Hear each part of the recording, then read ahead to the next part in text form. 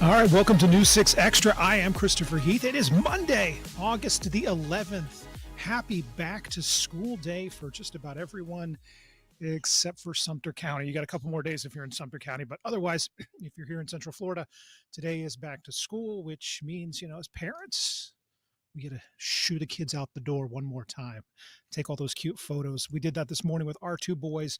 One of them, who didn't have to be in school, he's in middle school, he goes in much later, decided that he wanted to do his back to school photos wearing just his, just shorts, no shirt, no shoes, just he's our Florida kid. So Kathleen, how are you doing over there? You got into work on time today because traffic around the station, we've got a couple schools nearby, was a little bit of a nightmare this morning. I think I beat the crowd. I got in a little bit earlier, so I think I was managed to beat the crowds. But I think going home is going to be a little bit of a challenge.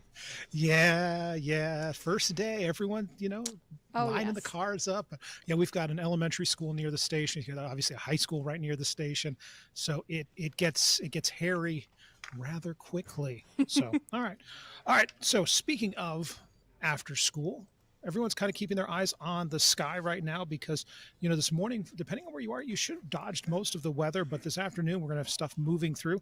Jonathan Kagas joins us. And Jonathan, I know talking over the weekend as parents are starting to put together their plans for that first day, weather's a huge part of it because whether or not you're taking that picture out front or exactly how you're doing it, it really all depends on what the forecast looks like, right?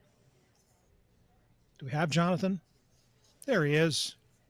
Oh, sweet! I was gonna say, I think I hear you. I think we're good to go. No, you're exactly right. It's as you all know, most everything is fine in the morning, and then once we get into the early part of the afternoon, that's when things start to change a little bit with those thunderstorms coming back. We always talk about it.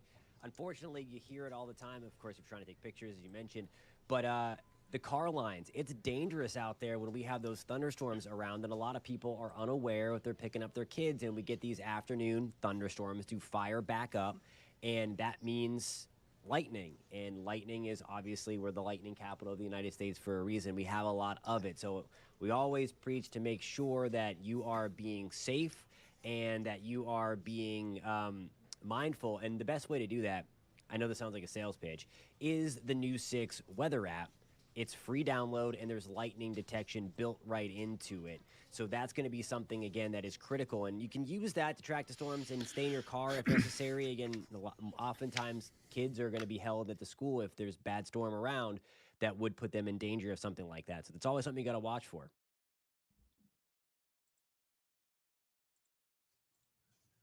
Ah, there we go. We're back into the two box. Yeah, and I remember picking up my sons. They were both in middle school last year. This year, one of them's in middle, one's in high school. And you'd get there, and the rain would be coming down, and you'd get an alert on your phone and be like, lightning in the area. And as soon as I saw that, I would be like, okay, we're going to be Yeah, in kind of a hold here, kind of a holding pattern because again, you can't have kids out there waiting to get on a bus or waiting to get in the car if it's not safe for the faculty, it's not safe for the students. And you're right, no, the storms just fire up. So good plug for the app. Remind people, download absolutely. the app, set up those notifications because it will tell you, it uses your geography and it'll say lightning's been detected near you. And it's a good reminder that you may not hear the lightning, or you may not hear the thunder, and That's yet right. it could be relatively nearby. So what are we shaping up for today? What do you Absolutely. what do you what are you eyeballing for today's forecast as parents start to, figure out picking up the kids from school? Am I gonna have to get the windshield wipers going? Yeah, I don't think the storms are going to be that widespread. The first and foremost, the thing we're going to look at is going to be on the I-95 corridor, and that's where they start. And then they're going to push to the west today, and that's when I think they grow a little bit. So we're going to do a little dodging around 3 to 4 o'clock when school lets out, and then those are going to push through the course of the evening as well. The thunderstorms are going to exit this evening closer to the I-75 corridor. The other thing that popped up today was Tropical Storm Erin, and that fired up again early this morning. We were watching it; it was very healthy, and the Hurricane Center officially named it at 11 o'clock. It met all the criteria to become a tropical storm, and that is currently way out there. moving at about 20 miles an hour just due west of the Cabo Verde Islands. And I want to show you the cone here. Again, when the Hurricane Center names it, it comes out with a cone and everything, and this is their official forecast. And I know there's a lot of doom and gloom on social media when it comes to these things. It happened with the last disturbance that never materialized, by the way. And here we go with this storm crossing the Atlantic. It is expected to get strong, and that's okay as long as it turns away, of course. There is indications that it is going to turn. You see the cone kind of working its way back off towards the northeast a little bit. However, there's still a few model members that want to try to bring it in. These are the European ensembles. So this is kind of meteorologists put different initial conditions into the each member of the ensemble. So when we don't have a lot of information, which in this case we don't because it's so far out there and it just formed, they put in things like, okay, hey, the Bermuda High might be this strong or the air might be this dry. And it comes out with different outcomes. But when you have a lot of these members of this ensemble kind of having a consensus somewhere, it gives you a little more confidence as to where it's going. So you do see that most of these yellow lines, and you know there's a lot of them, there's 51, they do bend the storm closer to Bermuda. Now, not wishing any ill will on Bermuda by any means, but there are a few little guys here that want to take it closer to the Turks and Caicos and the Bahamas before trying to curve it. So, cautiously optimistic, Chris, is the word that I'm using here, due to the fact that, again, so we just don't know for sure yet. 7 to 9 days away from it getting close to, potentially, I mean, it's closest approach to the United States. So there's still a lot of time for tweaks in the Bermuda High. Again, we don't have many observations of that high pressure cell out there because it's over water. We have ships and things like that. But still, we don't have as much data as we would do with an upper air weather phenomenon over the United States because we have the weather balloon launches. So it's still, it's not over until it's over, but I'm cautiously optimistic that this thing bends and leaves at least Florida alone. It might be a little bit of a closer shave in the Carolinas. Like, I mean, you look at those spaghetti models, and I know I think everyone who lives in Florida for any period of time becomes a amateur with a lowercase a meteorologist on their own. They start studying those weather patterns. It's like, yes, the Coriolis effect and the Saharan dust will right. push it this way. And, you know, most of us, again, we know just enough to be dangerous. So I appreciate you kind of walking us through the spaghetti model there. And yeah, the cautious optimism of it looks like it wants to do this, but then again, once it gets out in the Atlantic, you never know. So That's right. Everyone keeps bringing up 2017 with Irma because Irma looked a lot like this, and then we all know what happened with Irma. So you never want to close the door until it's in like north of Nova Scotia. I'm kidding, of course, but you know what I mean. Never say never when it comes to the weather. well, it's named now, so now we know when we don't have to talk about invest whatever number we give it. It's That's right. what's going on with Erin with an E, because that's where we're at in the alphabet. All right, That's Jonathan, right. Not Aaron. not Aaron, Aaron. Oh man, good cut there, good deep cut. Jonathan, you're welcome back on the show anytime you want. All right, thank you, sir. I appreciate it. Okay, so we've been talking about back to school because obviously just about everyone's going back to school, at least K through 12. UCF, my kids don't go back until next week, but in Orange County, like Seminole County, they're dealing with some new issues. It's been years where counties have been, especially in Central Florida, just growing at an alarming rate. I remember my son's elementary school one year, we showed up and there's a bunch of portables they'd put in over the summer just because they were bursting at the seams. Well, now we're starting to see things change just a little bit, especially in Orange County, where Orange County Public Schools did open a brand new school today. But on the horizon, there's not many more openings. In fact, the district is trying to figure out a way to stem what has become a tide of students leaving the district for other opportunities. Mark Lehman spoke with the district this morning. It may not look like it from where I'm standing, but it is a busy day here at Seminole High School and at campuses all across Central Florida. It comes as districts are looking at a decline in enrollment, and we're taking a look at what's being done to increase those numbers. Let's do some CPR.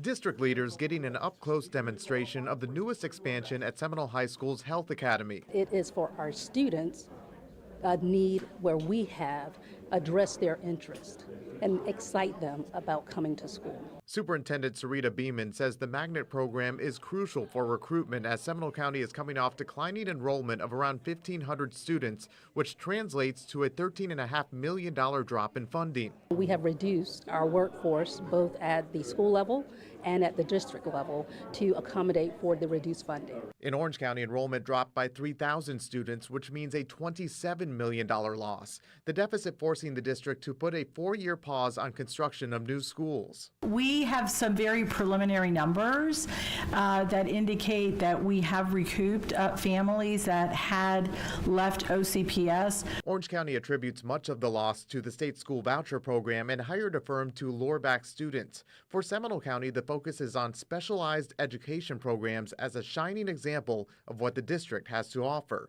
We have more options for parents, and they can fulfill all of their desires for their students' education career right here in our public schools. Now, at this point, enrollment numbers are just an estimate, and districts will have a better idea in a couple of weeks. After 10 days, those districts will readjust the money allocation for each school based on those numbers. In Seminole County, Mark Lehman, News 6. Well, from Seminole County and Orange County to Volusia County, where there's a new cell phone ban in place, as well as a new program in there for the sheriff's office to help target threats across the schools. Molly Reed, our Volusia County community correspondent, has this story. An exciting start to this school year, and to make things even safer this year, the school district is working with the Volusia Sheriff's Office for a major crackdown on security. Some of it noticeable to students right as they walked in today.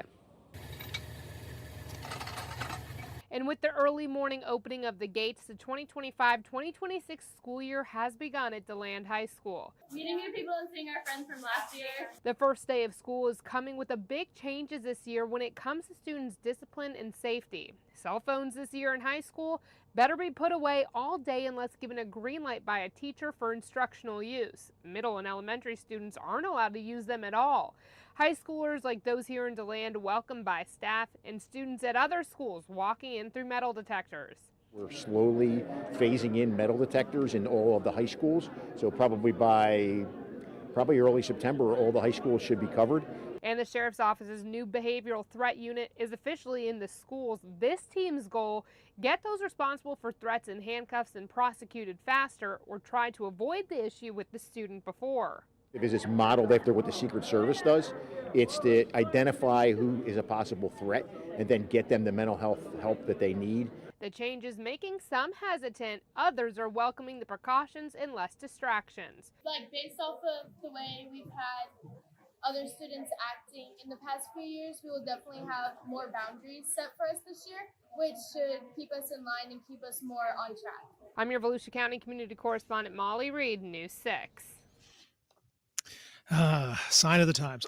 Listen, I didn't get my first cell phone. This has to do more with the fact that technology hadn't gotten to this point yet until I was already out of high school. Meanwhile, both of my kids, 7th grade and freshman, that's all they can talk about is wanting a cell phone. Well, can't use it at school now. Problem solved. We'll be right back.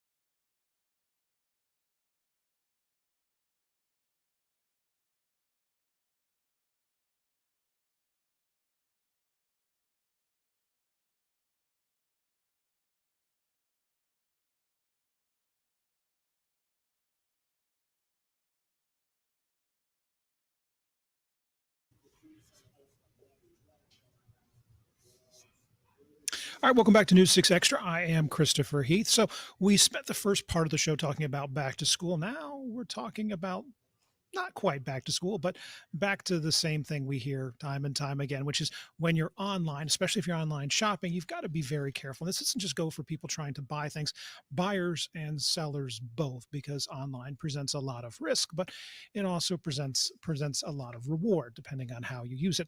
Consumer investigator Lewis Bolden took a look at one specific incident that happened to an Orange County woman that cost her thousands.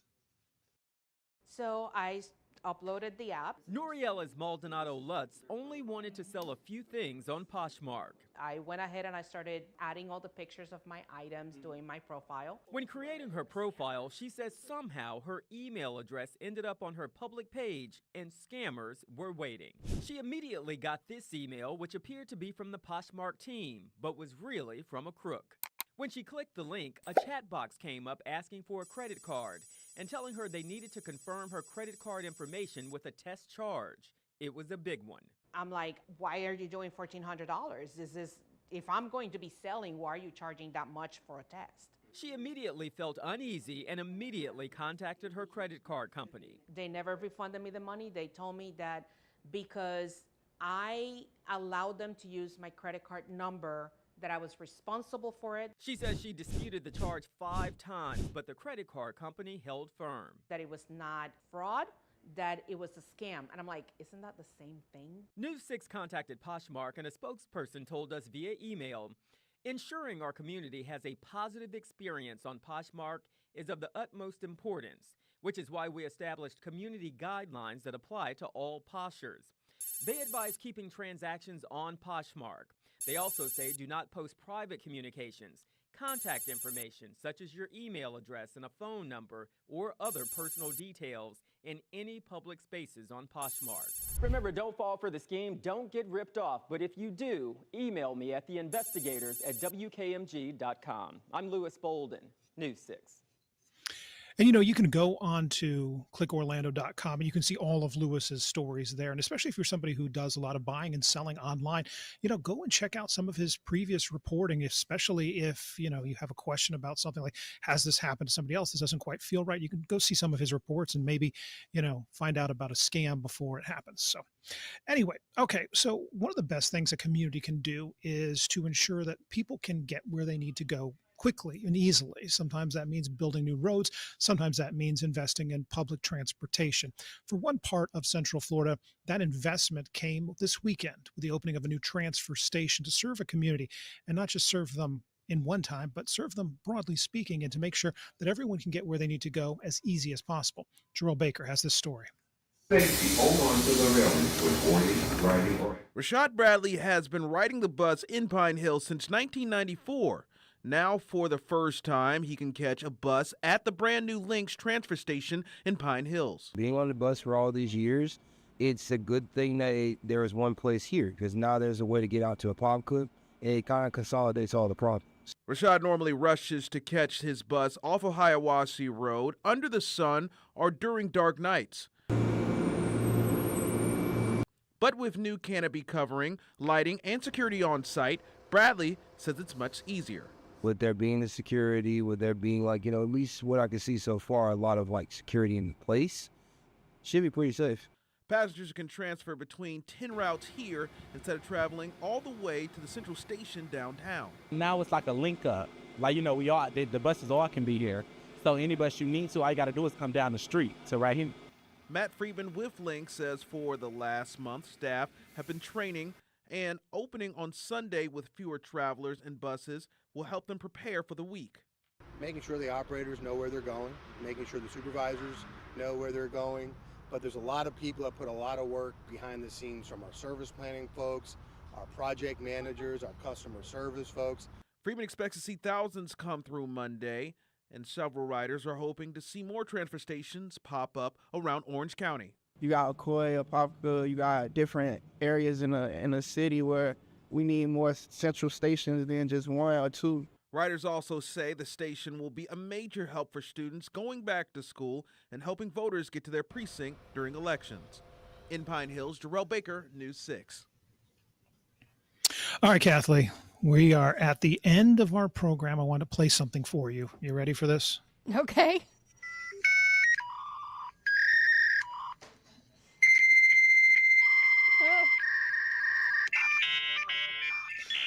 Oh, my goodness gracious. Oh yeah, that's like the Yes. sound for my youth, for my teenage years. Memories. Memories. Memories of going online. Oh, Exactly. yeah. I remember when my dad got our first 14.4 modem. As a game changer. I mean, suddenly you're just, you're zipping across the internet.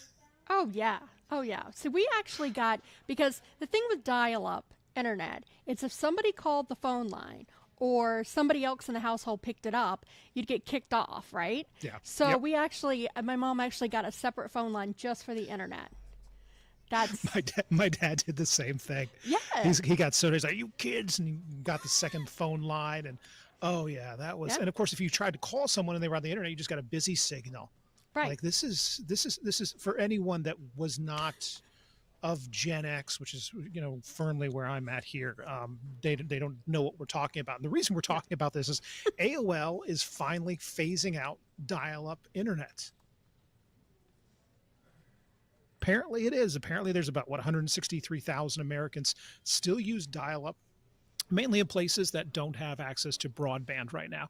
And, you go back a couple of administrations, from the Obama administration to the Trump administration to the Biden administration, and even now under the second Trump administration, rural broadband has been a big, major focal point for the Federal Communications Commission, trying to ensure and close that digital divide in the United States, because you do have places, especially more rural places, where broadband's just not quite there yet. But AOL is now officially on September 30th going to be phasing out dial-up internet. Wow. You remember the Tom Hanks movie, was it You've Got Mail? It was all based off of that little sound that would pop up. You've got mail. Oh, yes, yes. And then they had for a time there where you could change the You've Got Mail to different celebrity voices. So that was kind of neat. But yeah, AOL. Yeah, AOL, man. AOL, there's you go to your mailbox and there's like 400 of those CD-ROMs in there, Yes. wanting you to go download a new version of AOL. And they'd charge you by like the number of hours you used. Will start you off with 10,000 hours. And we don't even think about that stuff anymore. Like it's unlimited. You Right. go home and you dial up the internet. I say dial up. You go home and you're on your Wi-Fi, and it's not, you don't even stop and think about it, but it's Oh, no. insane. It's I insane will- to think how far we've come. I will say I still have an AOL email address. Hey, I still got a Hotmail address. Well, there you go. I don't feel so bad.